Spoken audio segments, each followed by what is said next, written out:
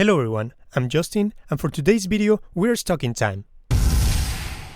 Play the music. Coming in, coming out, my wallet me tell me now. I'm sure that if you have been in the anime community, you have heard of this song before, but not too many people know where it comes from. So for today's video, I want to talk about this hidden gem known as Kokkoku. As the main story focuses around Yuri Yukawa, who gets herself and her family into trouble with a shady cult as she uncovers the mysteries of her family on how they can have the ability to stop time. Yuri and her family can be considered outcasts, all living together in a single house, having basically no jobs or any hopes in their lives. With the only exception of Makoto, the son of Yuri's sister, who they all believe should have the best upbringing possible to succeed in the future. Meanwhile, a cultist group known as the Genuine Love Society are secretly spying on them and they kidnap Makoto and Yuri's brother, so the grandfather of the family lets everyone know on the family secret, a stone that can bring you to the wall called stasis, where the time is stopped. They use the rock to stop time and take their family back, but unbeknown to them, the cult had a similar stone that they used to join them in the stasis. And what the hell is that monster? Well, that is the Handler or Herald, protectors of this world that make sure that no frozen person is damaged by people in stasis. Now, if you think that is an interesting and weird premise, well, that was just episode 1. During the running of the anime, we learn more than a few revelations of our main characters, as well as plot twists and betrayals. So if that got you interested, let's move on to review this anime, the good, the bad, and its ending. There will be major spoilers ahead for the whole show, so take that in consideration. While the overall plot of Kokkoku is not the most interesting I have ever watched, I think the premise of stopping time is something that we don't see too often, especially in this type of setting where almost the whole 12 episodes happen in a single time stop moment. That while I thought that I would have loved to see them use this ability more often, giving a setting to the show and sticking to it presented us with an interesting story that had a world with rules that are clearly determined. In this case, time won't move again until everybody gets out of stasis or becomes a handler. Then we have our cast of protagonists and villains. They are not the black and white, but more on the grayish area. While Yuri is a cheerful and honest person, Makoto is innocent and happy, and grandfather is caring and intelligent, Yuri's brother is fearful and weak, but knows when to step up for the family.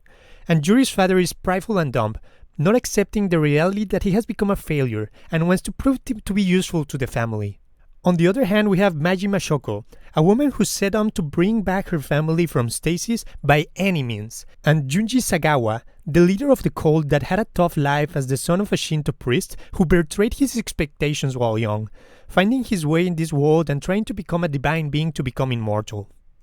All these characters of the anime have their own ideals and expectations in joining the stasis, but if there is one link that joins them all, is the family, and what they would be able to do for it. Another thing that I enjoyed was the developing mysteries on each episode. There was basically no downtime on discovering something new. First we see the ability to stop time, then the handlers, and quickly we discover the rules of the world. Oh wait, Grandpa can teleport? What is this mysterious girl that met Yuri when she was young and her family got stuck in the stasis? What is up with those white things floating around? There was something new and interesting that kept you engaged and wanting to learn more about this world. And lastly, if there is something important to praise about this show, and I believe something that will stuck with me for future years, is the OP. Oh my god, that song slaps. Don't stop, no teranai flashback. Look up, Kitsuke, but it's all past. I'm sure that there will be more people who have watched this opening than watched the actual anime. For now, let's move on to our next topic. Well, I think that the premise is really interesting and the world is unique on its own way. I would have loved to see them use the time stop ability more often. As I mentioned, they only used it once during the whole series, without counting the flashbacks of course. And almost the whole story happens around this single time stop. While I understand that it helped to build the world, I would have loved to see how they could have used this power in many different ways. On the other hand, I thought that some of the powers were a bit too convenient. Teleporting, but just sometimes cause I get tired. The ability to take people out of the stasis, and the power to control handlers. It felt like they were finding the ability just exactly when they needed them the most, and that was the only thing that I felt was out of place in this world that had a specific set of rules, for a family to have all the powers because of their bloodline. And lastly, the ending. It really felt like they were just giving us a deus ex machina to have a happy ending, and meeting this omnipotent being just felt out of place and left us with more questions than answers. But for that I will need to explain the ending first. As the story develops, Yuri learns to kick people out of the stasis, and on the other hand, Sagawa starts to garner the powers of the stasis to become a handler himself, while maintaining control over his mind, which makes him nearly indestructible. But thanks to Makoto's power to control other handlers, they are able to even out the situation and finally depleting his powers and killing him in the process, which turns him into a cocoon and later into a baby, which in turn washes his sins and fulfills his wish of a longer life. Then the last episode focuses on Yuri, taking everyone except his grandfather and the baby out of stasis, wanting to raise the baby until he can survive by himself. Later, Yuri takes grandfather out of stasis, and half a year later the baby too. As she wanders around the city and starts to turn into a handler, she is saved by a woman who is apparently a special being who married the creator of the stone.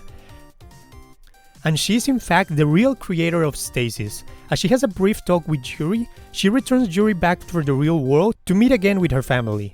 And thus, we get a happy ending that leaves us with more questions than answers. Who was that woman? If she was always there, why didn't she help anyone while they were killing each other? If she's the only being capable of this up, or was there somebody else? Yeah, a deus ex machina indeed. To be honest, I would have preferred to see Yuri taking her own life or becoming a handler and protect the baby in the shadows rather than this lazy writing in which they need to bring a god out of nowhere just to save Yuri. And while the ending is not exactly what I expected, aside from that, the story is really enjoyable and the psychology of each character is really interesting to see. To be honest, it left me wanting to see more of this interesting world. And with that said, we come to this conclusion of this anime review. What did you guys thought of Kokkoku? How would you have ended it? Let me know in the comments below. Until then, see you guys next time.